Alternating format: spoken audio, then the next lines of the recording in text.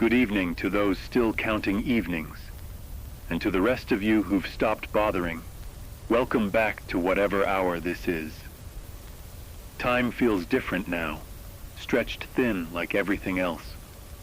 This is Alex Mercer, broadcasting from Station 9, still holding on, still pushing the signal through the static, still whispering into the dark with the hope someone out there is listening.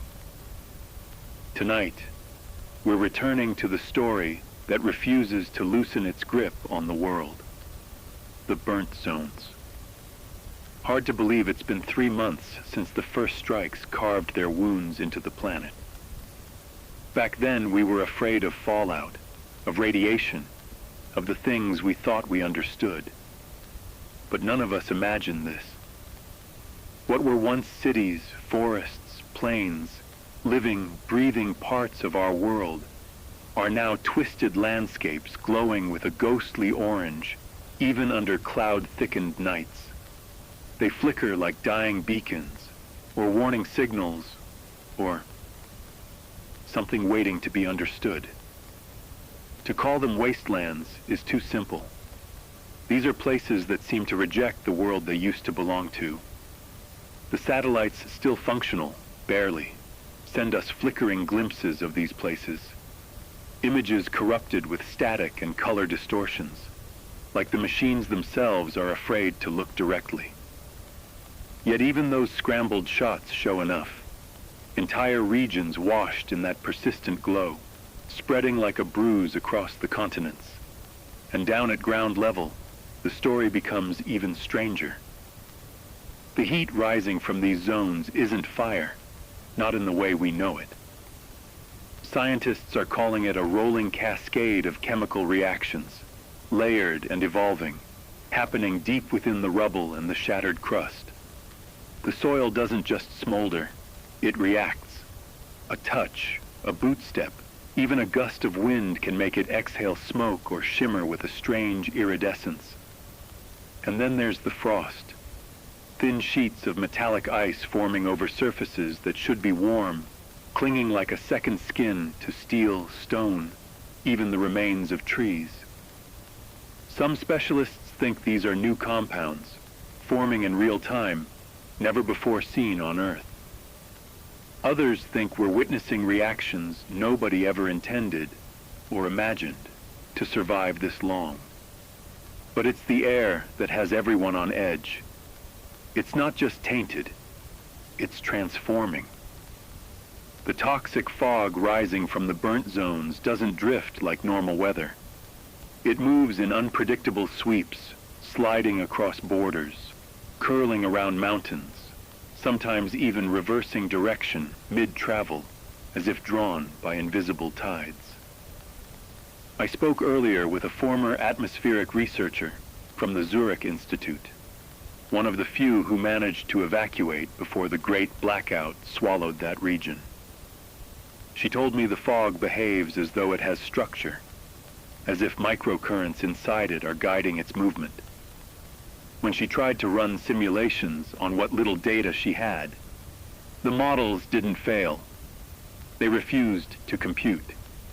Like the equations themselves buckled under the impossibility. Of course, the real stories, the ones that seep through barricades and whispered channels, come from the survivors. People who've skirted the edges of the burnt zones or stumbled through them by mistake. They describe lights drifting through the haze, red sparks floating like embers in slow motion, or green glows pulsing with a rhythm eerily similar to breath. A handful speak of shapes, silhouettes walking through the fog, moving with a strange, steady gait. Too tall, some say. Too fluid, say others. Most governments dismiss these claims as hallucinations caused by exposure to toxins or trauma. But we've all seen the drone footage by now. Grainy or not, corrupted or not, those lights move with intention. They weave, they gather, they separate. They do not drift aimlessly the way reflections or sparks should. And yet, denial remains the official stance. Authorities insist everything unusual is just a trick of atmosphere, of debris, of damaged sensors. But the borders tell a different story. Militaries have pulled back from the fringes. Outposts once holding the line have gone silent. Checkpoints that used to broadcast hourly updates now display only looping emergency warnings, the kind that repeat forever when no one is there to turn them off. Every map we have, every single one, becomes outdated the moment we print it. The burnt zones expand like a slow, inevitable tide. Highways are being swallowed in days, not weeks. Forests collapse into skeletal remains. Towns become blackened shells of their former selves, hollow and brittle, like they've been drained of substance. And underneath all this, seismic sensors detect faint vibrations. Not earthquakes, at least not the kind we understand. More like movement, as if the chemistry chewing through the earth is shifting, tunneling, carving new paths downward. I know many of you have asked whether we should fear what's at the center of these zones, if there even is a center. I wish I had an answer, but I can tell you this. Whatever force is fueling their expansion, it's growing stronger. The light is brighter now, the fog thicker, the phenomena more frequent, and those silhouettes, those wandering shapes, are being reported farther and farther from the core. I'm not here to tell you what conclusion to draw from all this. I can only tell you what the world is showing us, whether we want to see it or not. Now, speaking of what the world is showing us, there's another story developing just as fast, one that many of you have been reaching out about non-stop. Something connected to the burnt zones, but with implications spreading well beyond their borders. And now, listeners, as much as I wish we could linger on just one catastrophe at a time, the world doesn't grant us that luxury anymore. Because while the burnt zones continue their silent march across continents, another crisis has erupted. One far more human, far more immediate, and far more violent. I'm talking about what many now call the global fuel war. Even before everything fell apart, oil reserves were dwindling. We knew that. It was a slow burn crisis, the kind of warning that fills reports and conferences but never headlines. But after the strikes, after the burnt zones rewrote the rules of geography and shattered international supply lines, something changed. Oil wasn't just a resource anymore.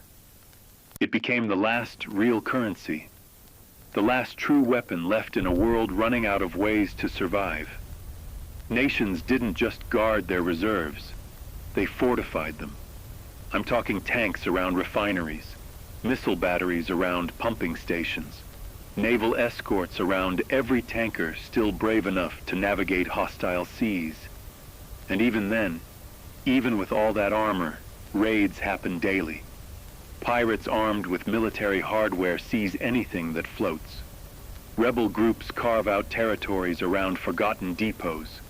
Civilians, hungry, desperate, burning whatever they can salvage just to cook a meal, turn abandoned gas stations into battlegrounds. Every drop counts now. Every liter is a lifeline. Travel across what's left of the civilized world has slowed to a crawl. Military vehicles sit rusting on roadsides, not because they were destroyed, but because no one can feed them fuel. Entire brigades have become foot soldiers again, marching mile after mile, their armored carriers sitting behind them like tombstones of a more powerful past. Cargo convoys that used to run across borders in hours now take days or weeks, guarded by mercenaries who demand payment not in money, but in gasoline. And speaking of payment, let's talk about the black market, if we can even call it that anymore. It's not a market. It's chaos wearing the thin mask of trade. Fuel sells for more than gold, more than medicine, more than food. In some regions, Families trade their last valuables for enough fuel to power a generator for a single night of warmth.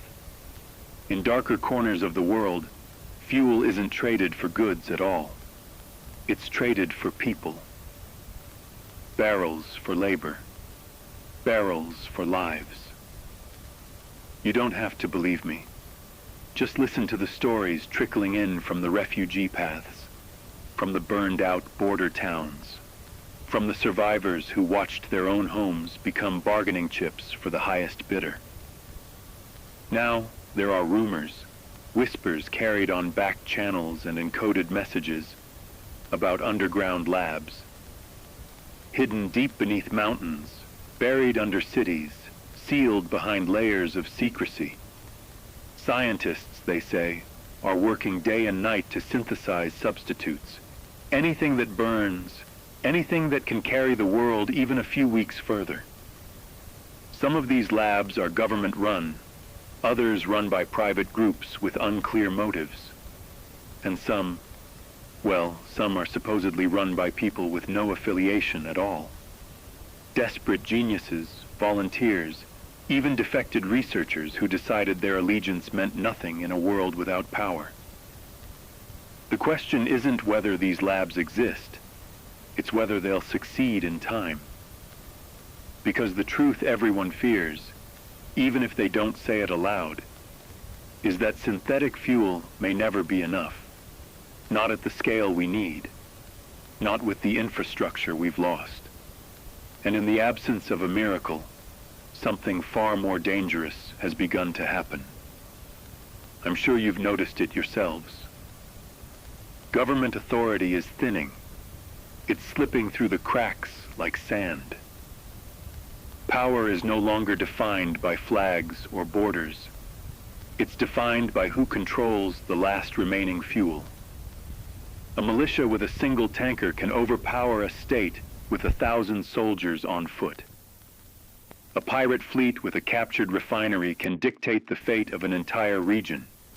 And every time a government loses a depot, loses a pipeline, loses even a fuel truck, its grasp on civilization weakens just a little more. And we've crossed the threshold. That moment economists and historians always warned about. The moment when fuel becomes more valuable than the authority meant to manage it. That moment has arrived. It is here. It is now. Civilization hasn't toppled all at once.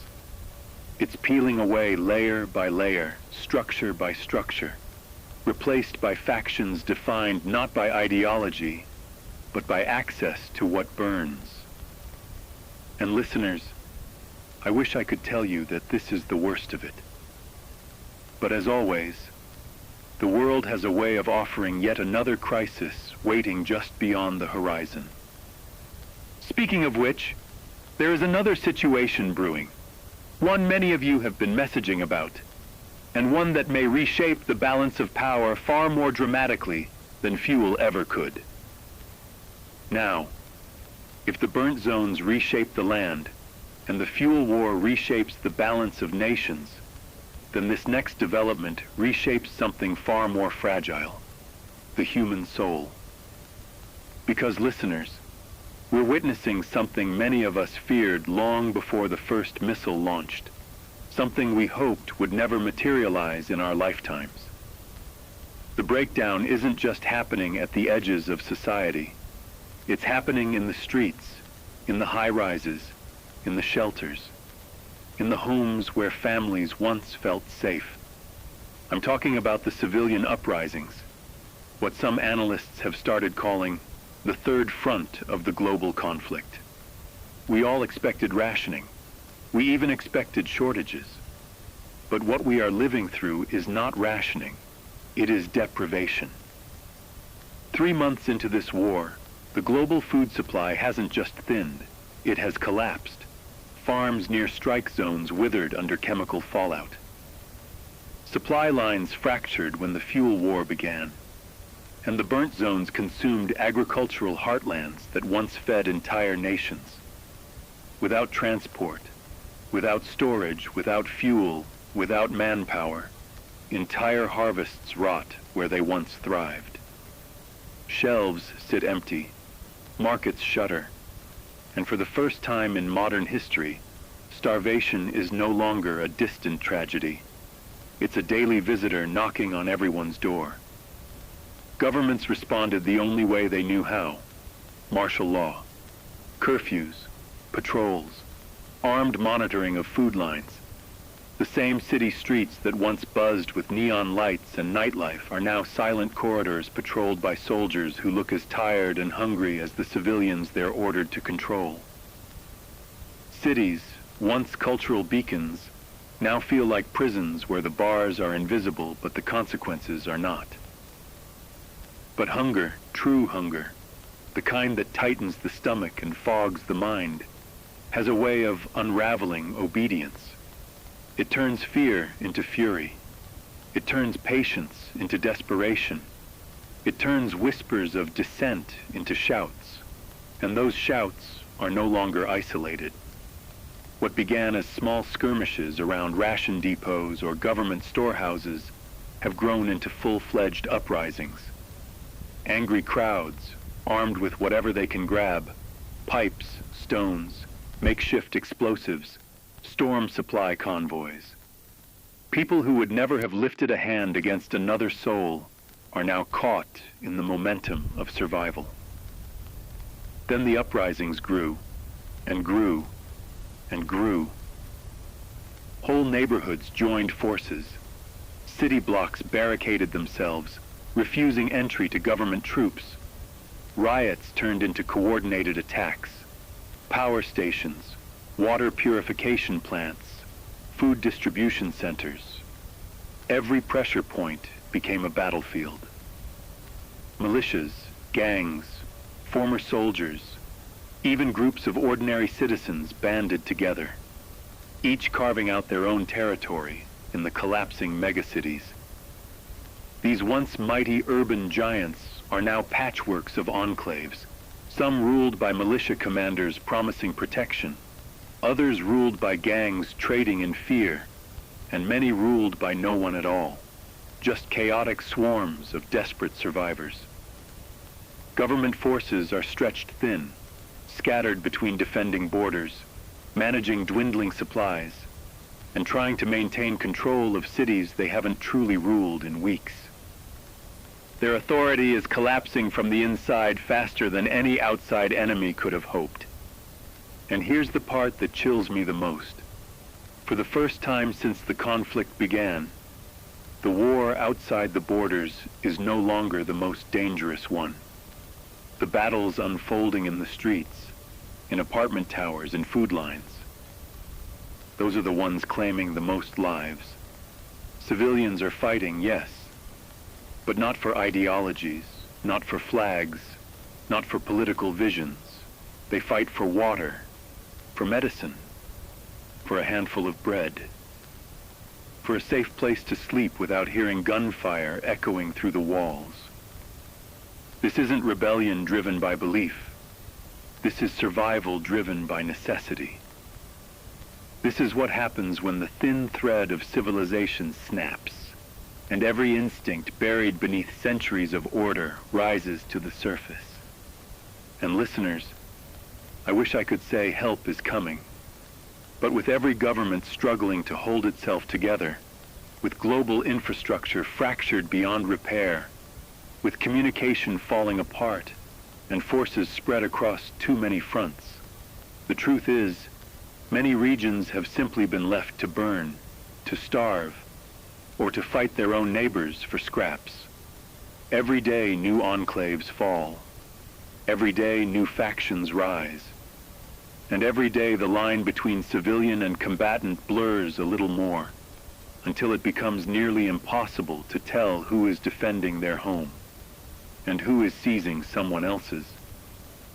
Now, as we continue to track the unraveling of society, another development has begun to surface, one that many of our informants and listeners have been urgently warning us about. Something emerging in the shadows of these fractured cities, something that may redefine the conflict yet again. And now, we turn our eyes upward, or at least we try to, because in a world tearing itself apart on the ground, something equally unsettling is happening far above us, something we call the silent sky phenomenon. I remember the early days of the conflict vividly. The sky never stopped screaming. The constant roar of fighter jets slicing through the air, the distant thunder of missile trails carving arcs of fire across the horizon, the mechanical heartbeat of drones patrolling day and night.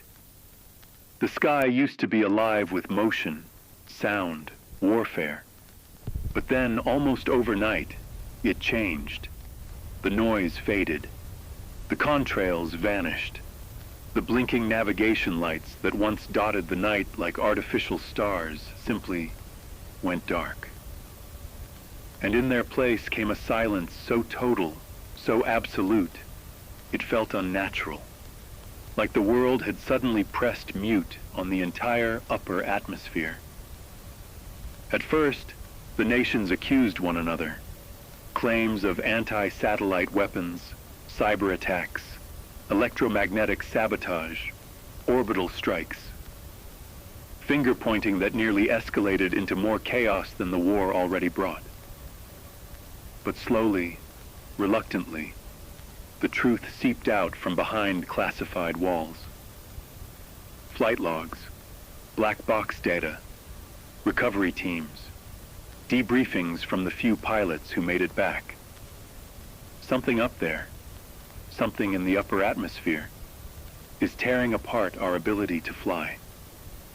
Jets don't just malfunction, they fail. Engines cut out with no mechanical reason. Fuel lines freeze in climates where that should be impossible. Flight computers crash, reboot, then fill with impossible readings. Altitude numbers in the millions, temperatures that don't exist, signals picked up from no known source. Drones fare even worse. They lift, drift, and then spiral down like wounded insects, slamming into fields or oceans minutes after takeoff. Entire squadrons have been lost, not to enemy fire, but to an invisible force no one can explain. And the pilots, the ones who survived, their stories are the most disturbing of all. They speak in hushed tones about hallucinations, if we can even call them that. Shapes moving outside the canopy at altitudes where nothing living should survive. Flickers of light that seem to chase the aircraft, then vanish the moment instruments fail. Some describe sudden blackouts in mid-flight, moments where every system shuts down at once, including their own consciousness, only for them to awaken seconds or minutes later in a nosedive they barely managed to recover from. Others claim they heard voices in their comms, voices not from any tower, not from a known frequency, whispering in languages no one can decode. Meanwhile, above us, the sky sheds its secrets in the form of debris. Satellites, once the eyes and ears of the world, now fall from orbit like metallic rain. Shards of solar panels, fragments of antenna arrays, dead metal tumbling through the atmosphere and burning into streaks of light that citizens mistake for meteors or weapons. Each streak is a reminder of another lost connection, another blind spot in a world already starving for information. With satellites failing and aircraft grounded, governments have been forced into an unprecedented step, grounding their entire air forces. No jets, no surveillance planes, no emergency airlifts, no cargo transports. The skies, once humanity's domain, are now abandoned territory, silent, empty, and ominous. What does this mean? It means we are trapped on the ground, blind to anything happening above us. If something is happening in the upper atmosphere, if something is moving, changing, forming, we can't see it. We can't study it. We can't even approach it. We are cut off from our own sky, locked out of a realm that once represented freedom, power, and control.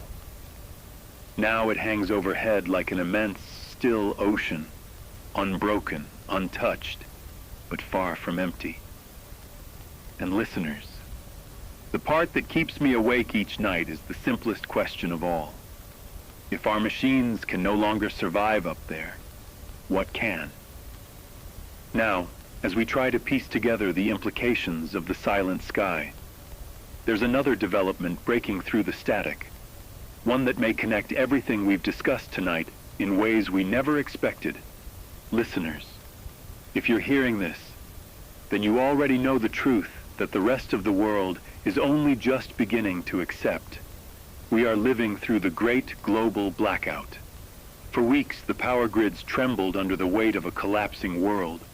War, winter, sabotage, shortages. And then, one by one, they failed. Not region by region, not nation by nation, but in a cascading collapse that spread like a living thing, swallowing lights, infrastructure, and entire civilizations. Cities that once glowed like constellations have become voids on the horizon. Highways lie frozen under layers of ice and abandonment. Data centers sit silent, their servers cold and lifeless. There are no more screens, no more networks, no more digital footprints of the world we once knew. Everything, our systems, our archives, our memories, vanished in an instant when the last grid blinked out and the hum of electricity died. The worst part is how sudden it felt. One moment, the world fought to keep its lights flickering. The next, everything went black. Emergency generators sputtered out, either for lack of fuel or because they were overwhelmed.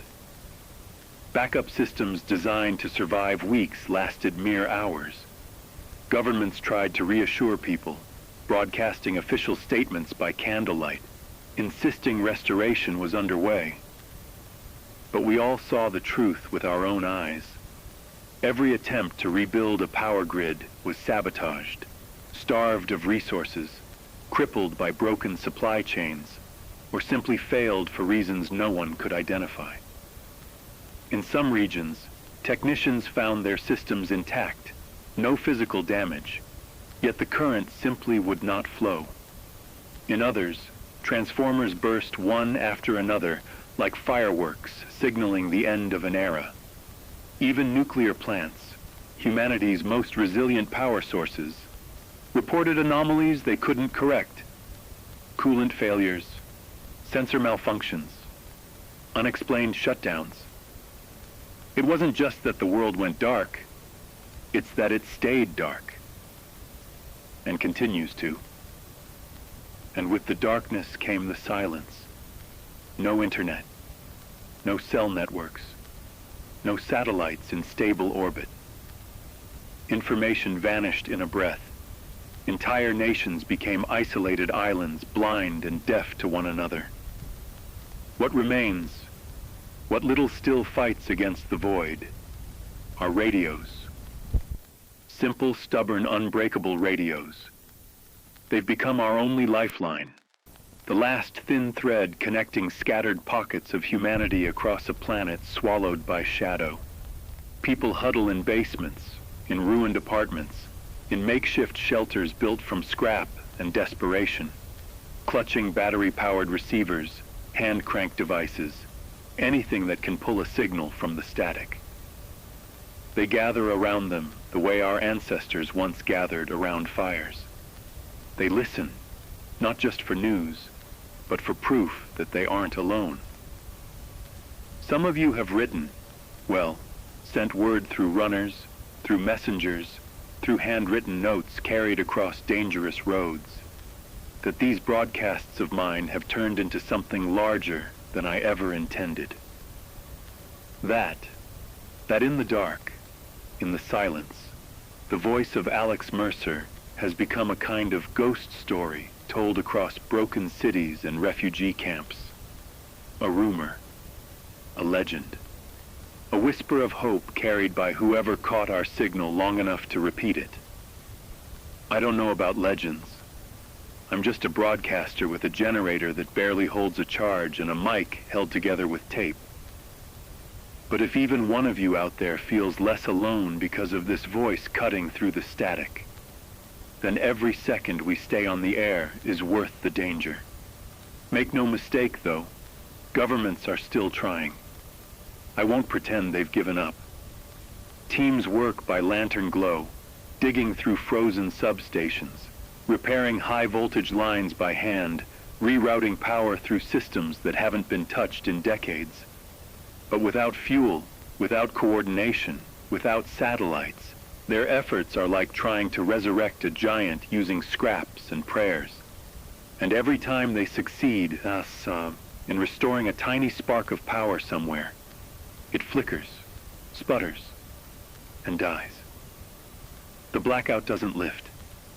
It spreads. As if the darkness itself is contagious. A disease infecting every wire, every circuit, every last remnant of the technological world we built. People ask me why. They ask what could cause a global collapse so complete, so synchronized, so irreversible. I wish I had an answer.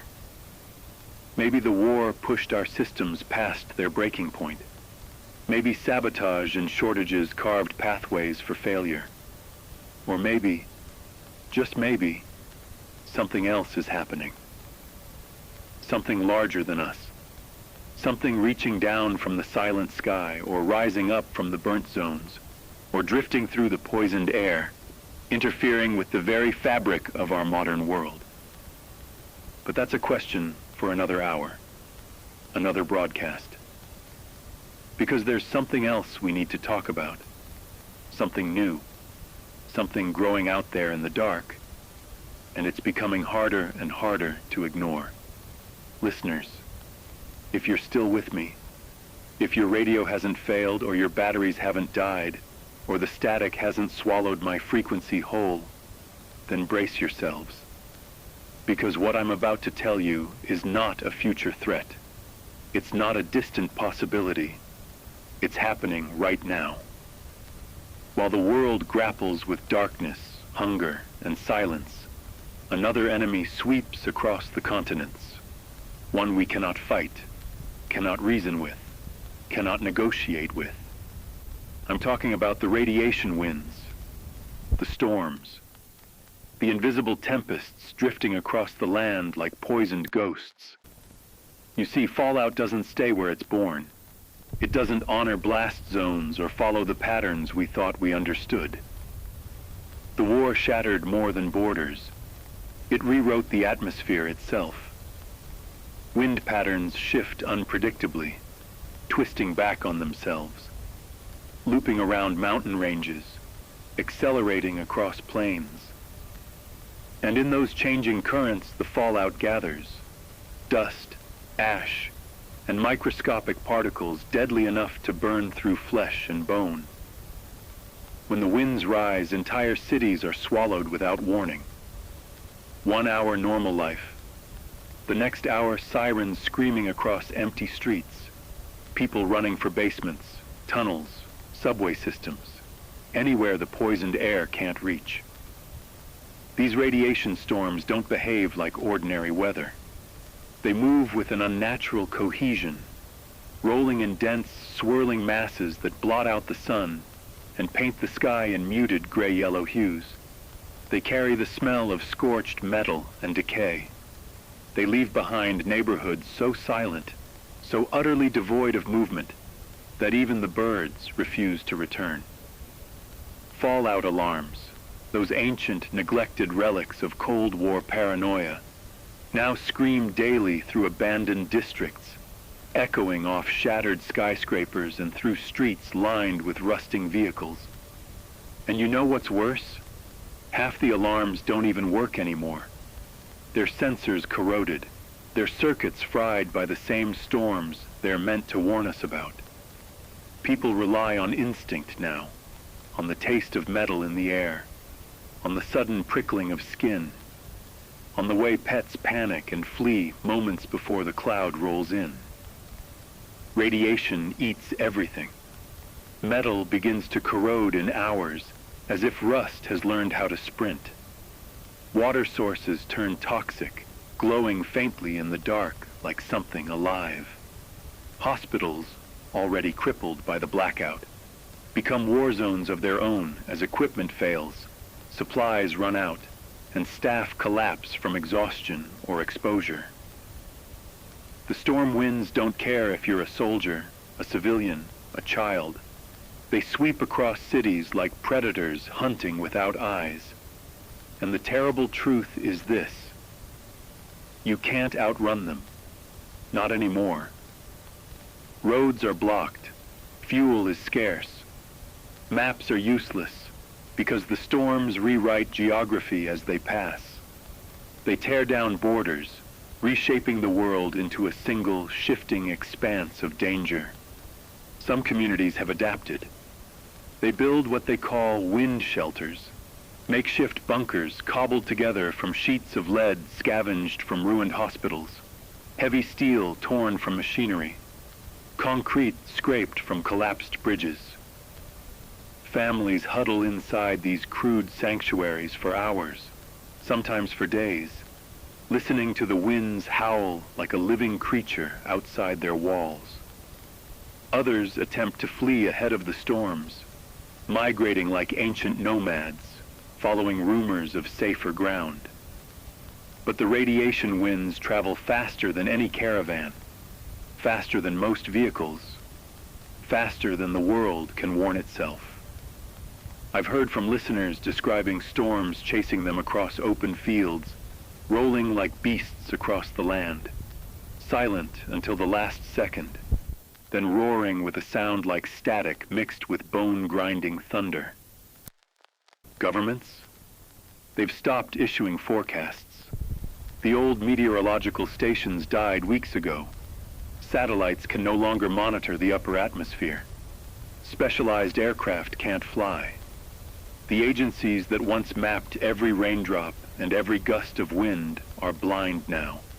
And without their eyes, the storms move like phantoms, appearing, disappearing, reappearing dozens of miles away, on no map, on no schedule, following no rule. This is the new world, listeners. A world where the war kills slowly, but the skies kill faster. A world where survival means listening, truly listening, to the wind, to the static on your radio, to the silence between the crackles. Because sometimes in that silence you'll hear the only warning you're going to get. And as these storms grow stronger, thicker, and more intelligent in their movement, yes, some say intelligent, we need to ask ourselves what's really driving them. A broken ecosystem? A poisoned atmosphere? Something else bleeding into our world from the burnt zones or the silent sky? But that's a question we'll have to unravel next. Because there's another phenomenon emerging from the chaos, one reported by travelers, refugees, and even military scouts, that may redefine everything we think we know about the war, the planet, and the forces shaping both. Listeners, prepare yourselves. Because if the bombs didn't get us, if the fuel wars didn't starve us, if the blackout didn't blind us, then this next chapter may be the one that finally breaks what's left of our world. This isn't fire or fallout or famine. This enemy doesn't roar across the sky or glow in the dark. No. This one whispers. It breathes. It passes from hand to hand, from cough to cough, from shelter to shelter. I'm talking about the plague, the rebirth of humanity's oldest predator. Down in the disease shelters, those underground bunkers once meant to save civilians, something has gone terribly wrong. You see, when you cram thousands of terrified souls into a sealed metal box with stale air, limited sanitation, and zero sunlight, the body changes. The microbes change. The environment becomes an incubator. And the illnesses that form in those depths are unlike anything we've ever cataloged. Mutated flu strains that burn through tissues at terrifying speeds. Chemical lung infections caused by inhaling trace toxins from recycled air systems that haven't been serviced in months. Radiation-induced cellular disorders that twist immune systems into knots. Down there, sickness evolves like a cornered animal, fast, desperate, vicious. Doctors, those who survived the initial attacks, those who still try to hold the line, they're drowning, overwhelmed. They've run out of antibiotics, antivirals, protective gear. They're using makeshift tools, sterilizing equipment with fire or alcohol when they can find it. But the pathogens outpace them. Every hour brings a new case they've never seen before, and every day brings some new symptom to fear. Supplies? Gone. Entire cabinets looted. Stockpiles burned through. Even bandages are reused until they fall apart in blood-soaked strips. Medicine became more valuable than gold, more valuable than ammunition. But you can't trade for what no one has anymore. And the people fear the air itself now. They fear each other. The air feels heavier, thicker, tainted with invisible death. Coughs echo through bunkers like gunshots. Someone sneezes and 100 heads turn in terror. Parents cover their children's mouths with cloth rags soaked in charcoal water. Even the healthy look sick, thin, pale, haunted. The shelters try quarantines, but quarantines are built on order, cooperation, trust, and none of that exists anymore. Panic always cracks the system. Someone slips past a checkpoint. Someone hides their fever. Someone lies to protect a loved one. And then the sickness moves, room to room, bed to bed, until the whole shelter is drowning in it. Some communities take the darkest path. They seal themselves inside, bolting doors from within, welding shut entrances, cutting off all contact with the outside world. They choose isolation over compassion, abandoning the sick at the gates. You can hear them pounding on the steel sometimes, begging, coughing, screaming, until their throats give out. Others flee. They run for the surface, desperate to escape the walls, the smell, the suffocation of infection. But when they flee, they take the sickness with them. They carry it into the wastelands, spreading it across ruins, camps, settlements, soldier outposts. Plague becomes a traveler, a wanderer, a shadow moving from face to face. Humanity is cornered now, not by bombs or bullets, but by breath. The ancient enemy has returned, and it's learned to adapt to a poisoned world.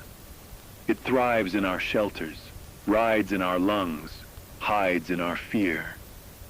And if we don't find a way to confront it, if we don't rediscover the knowledge we lost in the blackout, then the diseases born in the dark will finish what the war began. But listeners, there are strange reports emerging from the sick zones, stories of survivors who shouldn't have survived, and symptoms that defy everything we thought we understood. That is where we go next.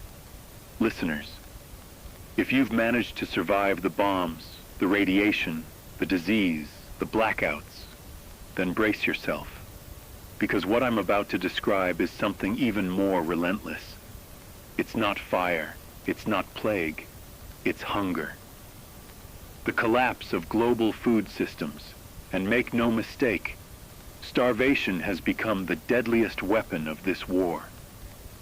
The world's farms, the very places that once fed billions, are gone, destroyed by fallout, chemical contamination, and the unending battles across the continents. Soil itself has turned against us.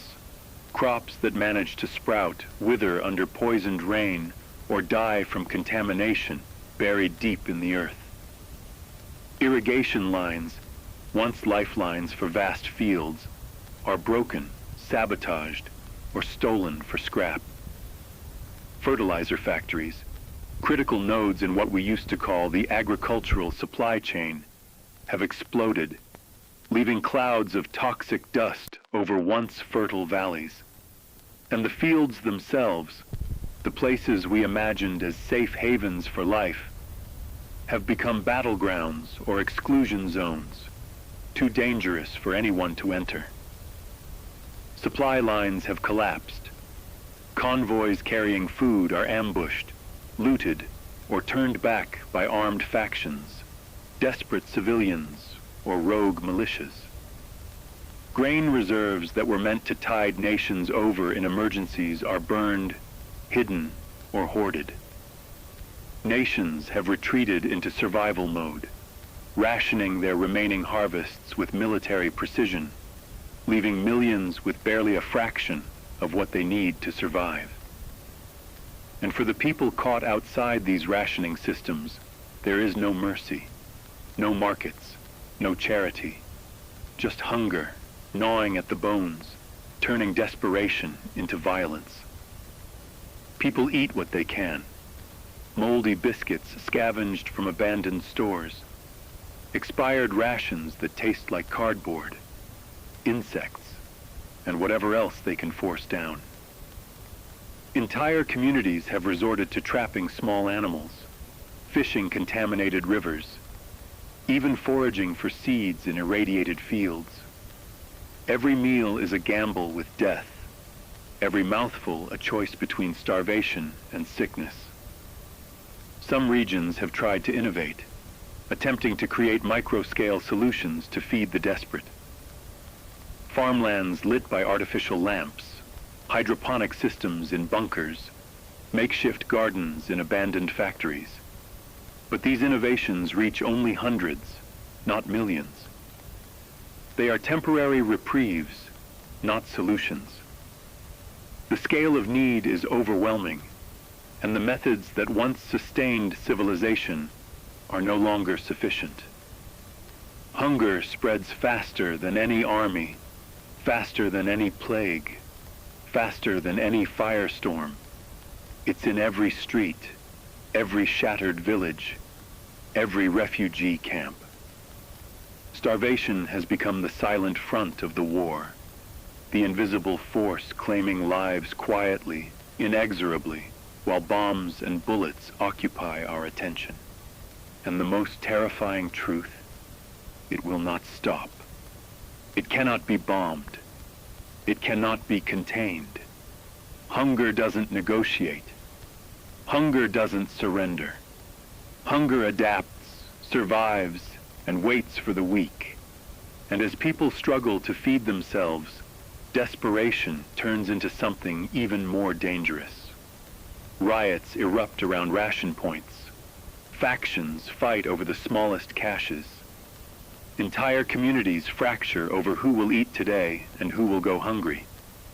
In some places, starvation has driven people to cannibalism, to barter human lives for a few scraps of sustenance. Even the military, once the pillar of order, collapses when the rations run out. Vehicles are abandoned, posts are deserted, and soldiers become scavengers alongside civilians.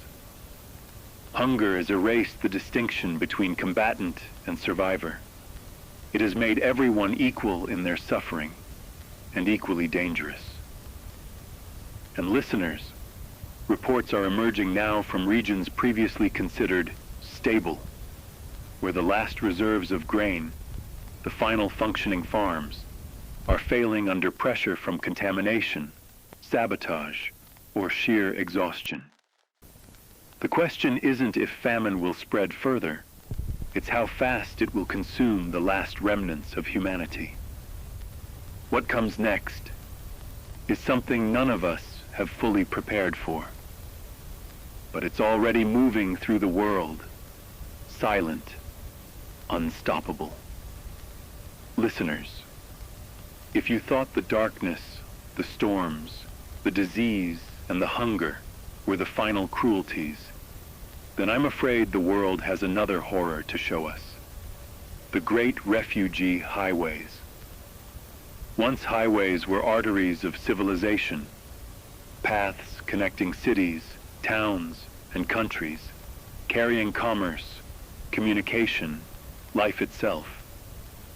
Now they are rivers of human desperation, flowing with people fleeing the collapse in every direction.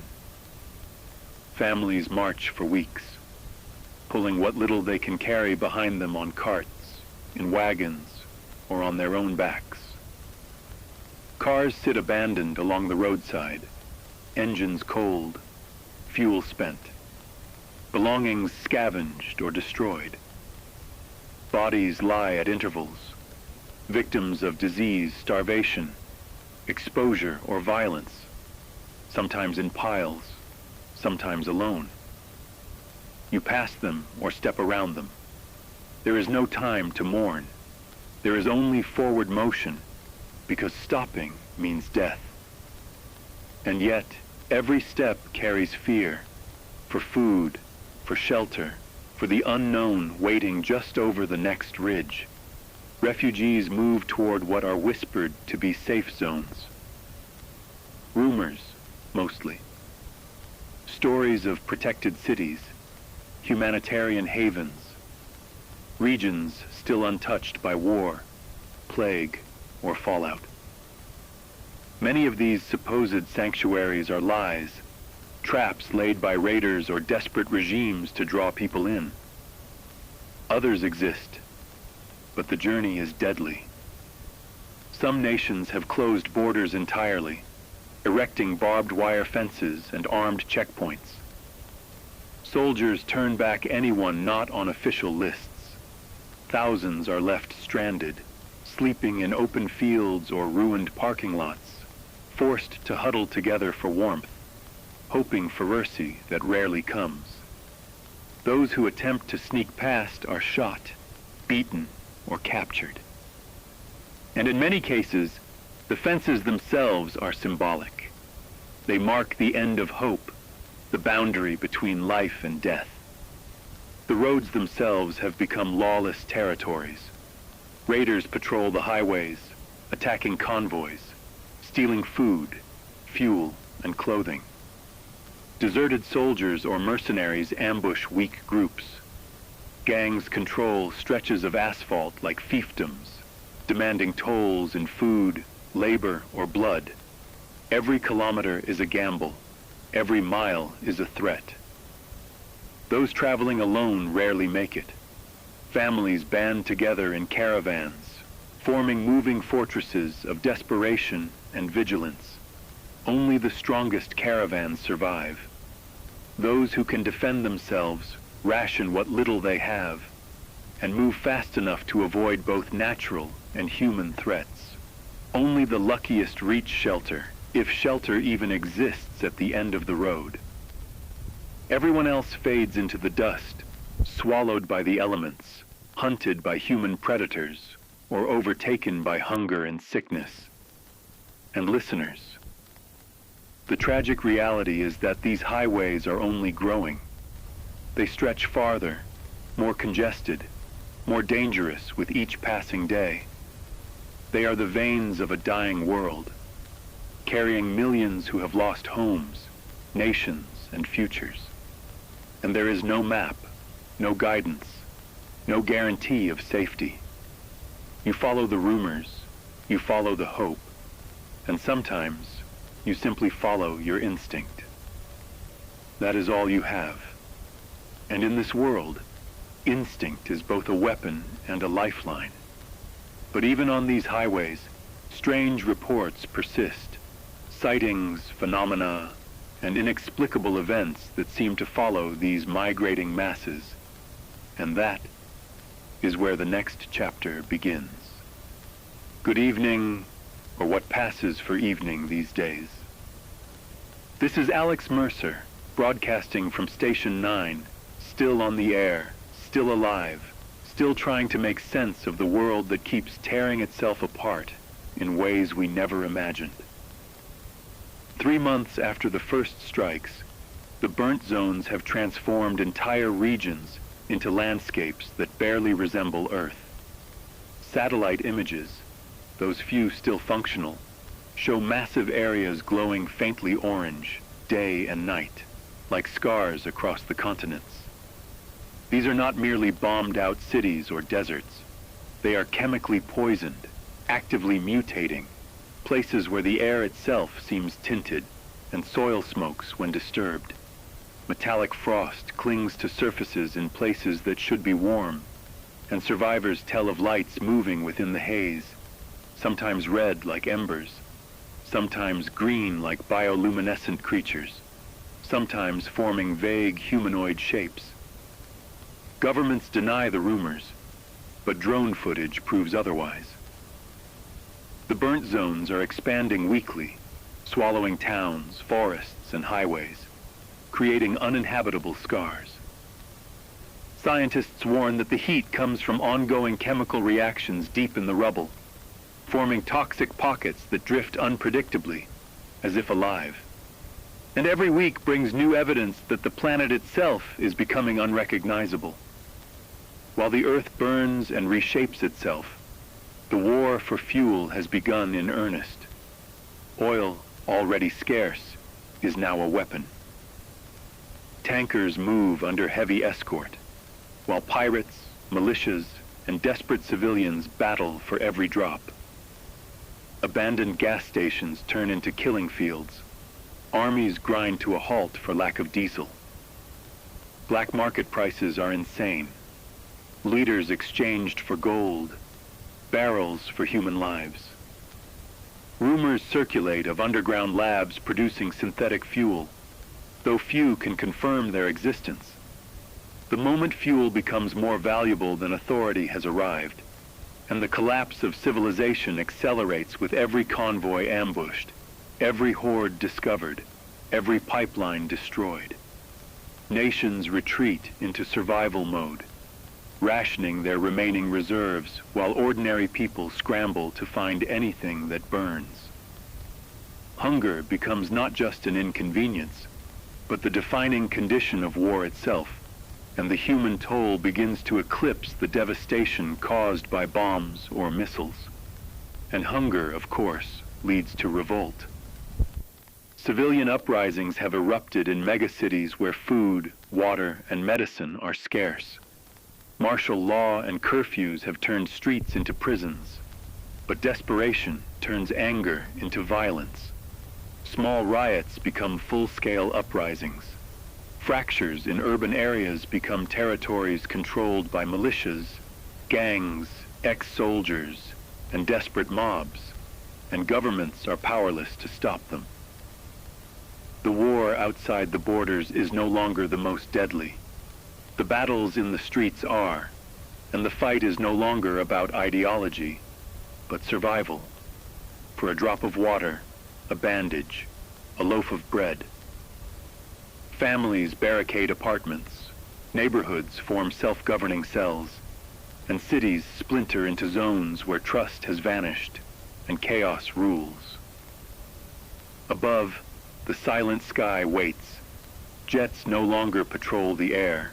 Drones fall minutes after liftoff. Pilots report hallucinations or total blackouts, and satellites rain debris like metallic meteors. Governments have grounded their entire air forces. The world is blind, trapped on the ground, while the upper atmosphere hides unknown phenomena. Reports tell of lights, shapes, and signals beyond human understanding. Strange events that defy physics and reason, yet cannot be ignored. Humanity is left helpless, watching the sky in fear and silence, while the very air above us conspires against us. Then came the great global blackout. Power grids, already strained by attacks, winter, and resource shortages, collapsed entirely. No electricity, no internet, no digital records. Cities plunged into darkness, and radios became the last thread connecting survivors. People huddle around battery-powered sets, listening for voices in the static, for proof that someone, anyone, is still alive. Even nuclear plants fail to stabilize. Governments attempt emergency restoration, but the blackout spreads like a contagion. The world remains dark, and in that darkness, survival itself has become a test of ingenuity, endurance, and hope. The radiation winds followed. Fallout doesn't stay still. Shifting atmospheric patterns create storms that sweep across continents, forcing millions underground. Metal corrodes, water becomes toxic, hospitals collapse, and people are driven to build makeshift wind shelters from lead, steel, and concrete. Others attempt to flee, trying to outrun the storms that move like living beasts. Maps are useless. Borders vanish beneath radioactive tempests. The war kills slowly, but the winds kill faster, and the storms are unpredictable, intelligent, and relentless.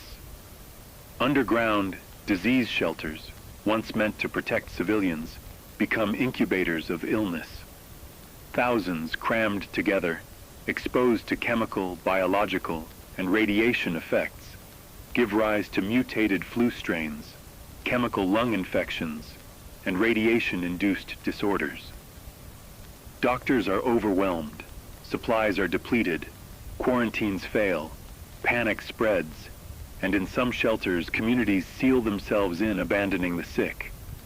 Others flee, spreading pathogens across the wastelands. Humanity faces its oldest enemy again, plague. And this time, there is no one to turn to, no wall of technology, no army of medicine. Just desperation, fear, and the slow, invisible march of infection. Hunger and disease are compounded by the collapse of global food systems. Farms are gone, crops poisoned, irrigation lines broken, fertilizer factories destroyed, and farmland turned into battlegrounds or exclusion zones. Food convoys are ambushed, grain reserves burned or hoarded.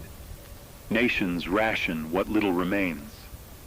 People eat moldy biscuits, expired rations, insects, anything to survive. Hydroponics in bunkers and artificial lit farms provide only tiny reprieves for hundreds, not millions. Starvation has become the deadliest front, a relentless predator that claims more lives than bombs or bullets, turning desperation into violence, driving riots, mutiny, and cannibalism in the most desperate regions. The world's hunger is not a single catastrophe, but a cascading one that consumes everything in its path. And where there is hunger, there is movement.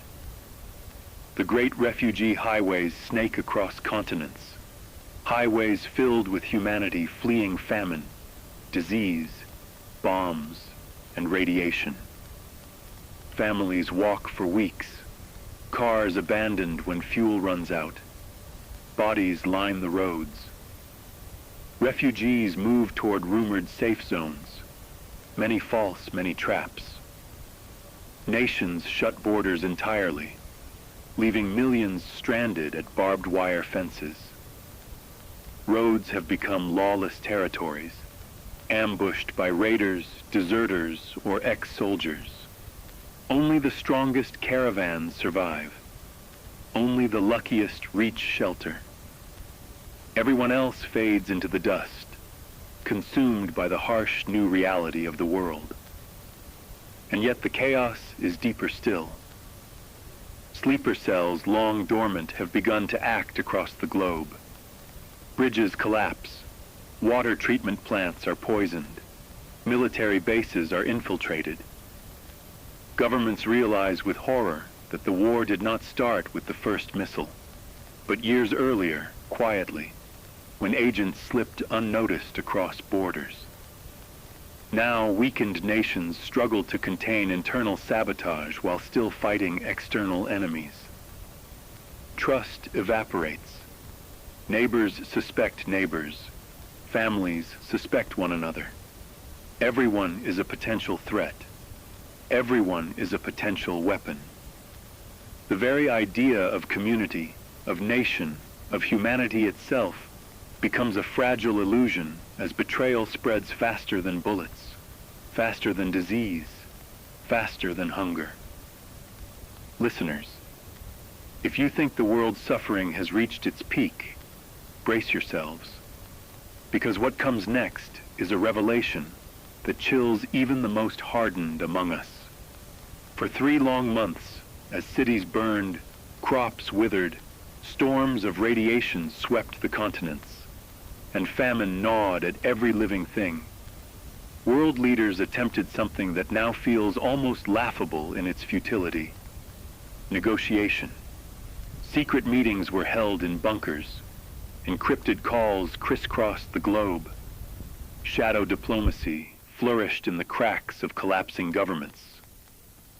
Envoys moved under cover of darkness, under armed escort, their every step calculated, guarded, and fraught with peril. And for a brief moment, some dared to imagine that perhaps, just perhaps, the war could be paused, a ceasefire declared, a thin line of hope drawn in the ashes. But hope, as we have learned, is fragile. And desperation breeds nothing but stubbornness. Nations demanded impossible terms, concessions no government could accept, borders no one could realistically defend, reparations that no population could stomach. Allies turned on each other, betraying agreements at the last second, seizing resources and territory under the guise of negotiation. The fragile dance of diplomacy collapsed in public displays of anger, shouting, and then violence. And then the ultimate horror: an entire delegation, leaders, diplomats, advisors, disappeared on the way to a summit.